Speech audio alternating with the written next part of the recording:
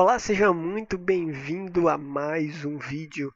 Vamos ver uma partida muito sensacional, que eu acredito que vai ser cheia de lições para você.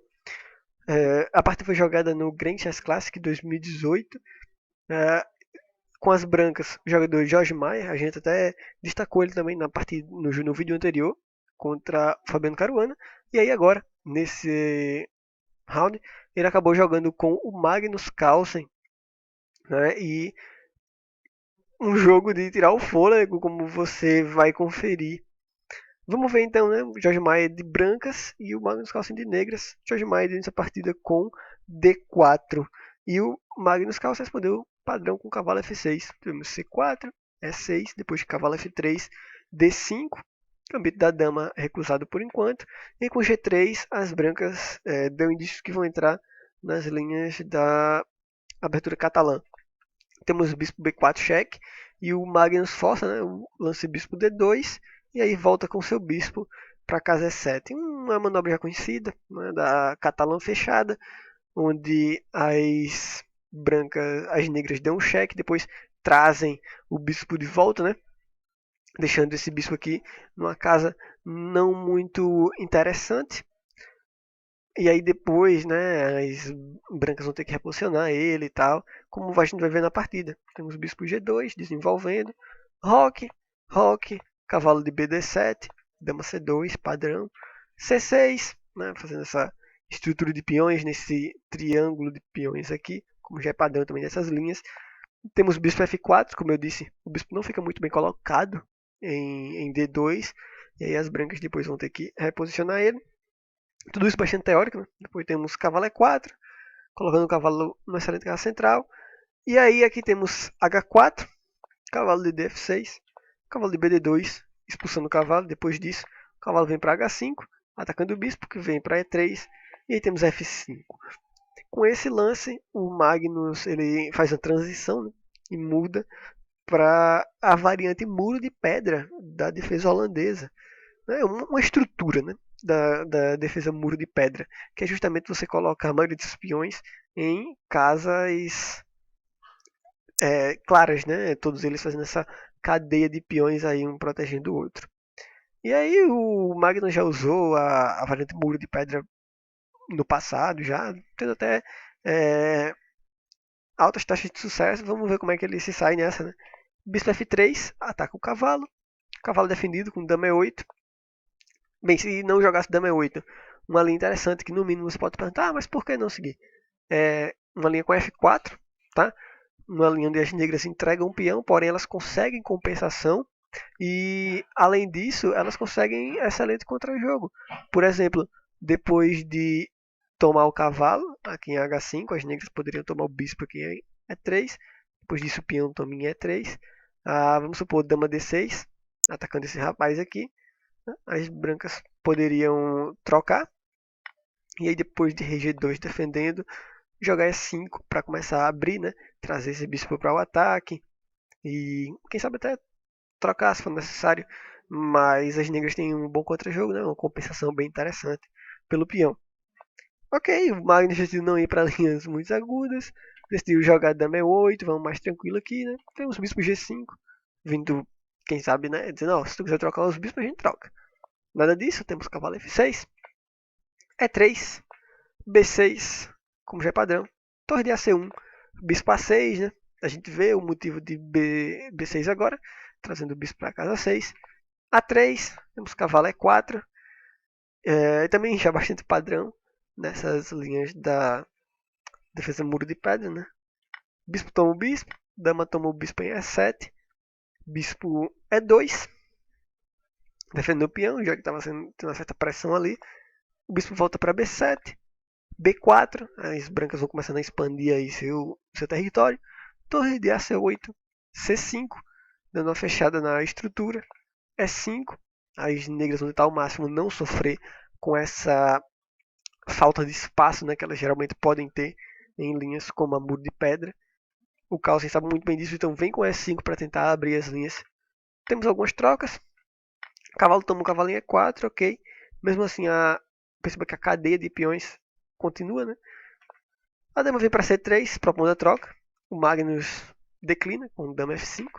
Temos A4, avançando os peões. G5, perceba que o Magnus vem sem medo, né? Expõe um pouco o rei dele.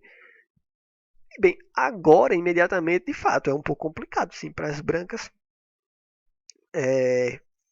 atacar o rei de certa forma. Então, por isso que o Magnus tem mais essa liberdade de fazer lances como esse, né? Para ver se você pega o rei das brancas de surpresa. Mas, mesmo assim, tem que ter cuidado, porque o rei fica mais exposto, né? E aí pode ser que depois ele sofra as consequências. Temos peão também G5, dama também G5, o rei vem para G2. Interessante para as brancas que em posições como essa, né, que você não tem mais o peão de H, as torres podem fazer uso disso, né? Depois vir aí utilizar a coluna H para eventuais ataques. Ok, temos torre C7, torre H1, como eu tinha mencionado, torre G7, torre de CG1, dama vem para F5 e temos torre F1 defendendo o ponto de F2. Ok. Nessa posição, Magnus Carlsen fez um lance curioso, eu diria. Bispo A6, ponto que você não pode tomar de forma alguma o bispo lá. Né? Se você, por exemplo, tomar o bispo aqui, né? Bispo toma em A6, você leva um dama F3. O bispo estava segurando aqui essa casa, né? E agora, como o bispo saiu, a dama pode dar o cheque. E depois que o rei viesse para casa H2, torre G6 e você está levando mate aqui no próximo lance. Né? Então, depois de bispo A6, o Jorge Maia acha de fato o melhor lance, B5, bloqueando um pouco essa ameaça das negras trocarem bispos.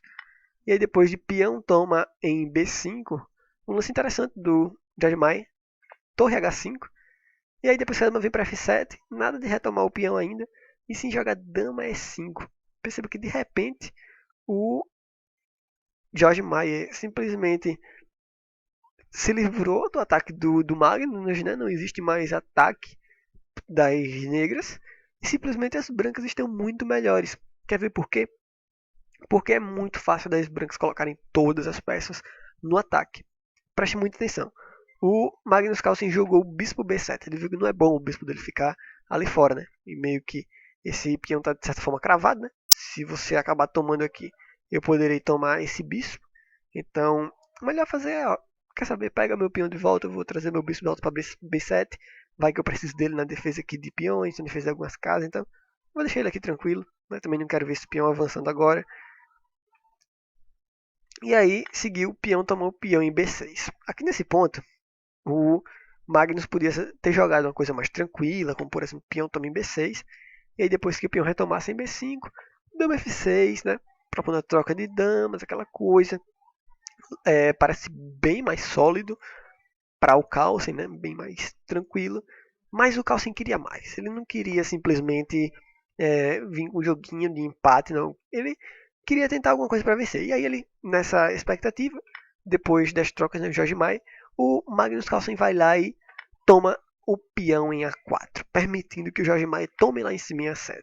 E claro, nisso ele permite que as brancas criem um peão passado muito perigoso, né? Que tem que ter cuidado. O Magnus Carlsen sabe muito bem disso e joga bispo A8, nesse caso, bloqueando a passagem do peão. Ok, temos torre G5 para ponto de trocas de torre. E aqui que tá. O Magnus não conseguiu resistir, tomou o peão em A7. O problema desse lance é que simplesmente a posição das negras desmorona completamente. Quer ver por quê? É por isso que as brancas estavam melhores. Olha só, com o lance, simplesmente as brancas agora estão fantásticas nessa posição, né? Por exemplo, bispo e dama completamente longe da ação e simplesmente fantástica a posição, né? Do Jorge Maia, tá? Simplesmente agora depois de bispo G4, quase acho que todas as peças estão no ataque, né? Só para você ativar essa torre é muito fácil, ou torre H1, ou torre em qualquer uma dessas colunas abertas. Mas torre H1 parece muito mais promissor. E pronto, as peças muito ativas, simplesmente fantásticas. As brancas estão. Aqui o Magnus decidiu jogar RH8, saindo da cravada da torre, né? Porém entrando na cravada da dama. E aí, aqui nessa posição as brancas estão totalmente vencedoras, tá? Justamente devido ao fato daquele lance que seguiu aqui, que foi o lance dama tomou peão em A7, deixou as negras totalmente perdidas nessa posição. E aqui tem muitos lances vencedores, preste muita atenção. Mas eu digo muitos lances vencedores. A gente vai ver 3 linhas com esses lances, tá? Com lances diferentes. E você vai se decepcionar no fim, porque o Jajimai não jogou nenhum deles. Olha só, o primeiro é o lance Torre F5, tá? Vamos voltar aqui, Torre F5. Leva a vitória, completa vitória, completa vitória. Tá? Ameaçando capturar aqui, né? Óbvio, isso aí você vê.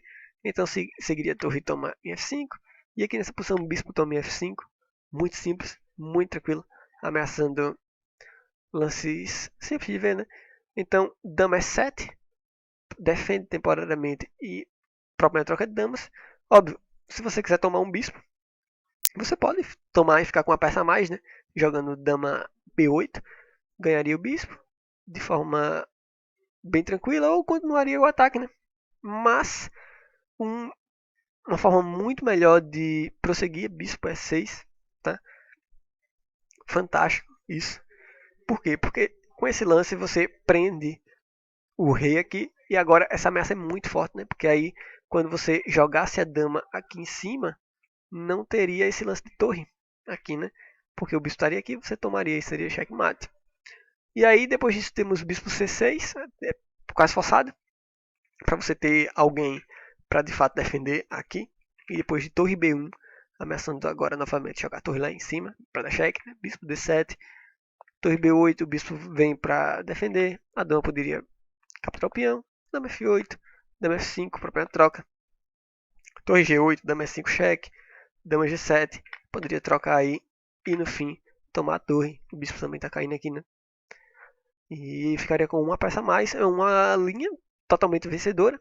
A outra linha, nesse caso, é a linha com torre H5 também. A gente viu torre F5. Torre H5 também vence, tá? Depois que as negras trouxessem a dama para a defesa, agora aqui não seria nada agradável. Dama F7, por exemplo, você poderia sacrificar aqui, né? Óbvio, acho que é um dos sacrifícios mais intuitivos que a gente pode ter. E depois que o rei tomasse, torre H1 cheque, rei G8, bispo E6 deve ser a forma mais simples, tá? Depois das trocas, né? Você ficaria aí com o final do jogo também totalmente ganho.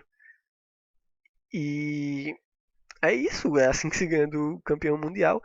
Outra forma também seria, por exemplo, até o calmo torre H1 teria ganho, por exemplo. O ponto fraco é sempre essa casa aqui, né? H7. Depois joga tipo dama E7, por exemplo, para poder trocar de damas. De novo, sacrifício clássico, né? Sacrifício típico. Depois de rei tomar em H7, torre H5. Bastante semelhante, eu diria. Bem, se aqui agora o rei for para G6, leva mate. Com lance fantástico, tá? Mate em 2 aqui nessa posição. Mate em 3, na verdade, né? Mate fantástico. Dama, torre H6, perdão. Com cheque. A melhor forma de escapar é rei aqui, né? Se o rei tomar a torre, leva mate aqui com a dama. Então o rei teria que vir para casa F7, mas dama H5 mata, né? Dama aí tirando todas as casas de escape possíveis. Depois que o rei viesse para G8, simplesmente torre H8, um mate muito bonito que poderia seguir. E nesse caso aqui, nessa posição, depois de torre H5 cheque, né?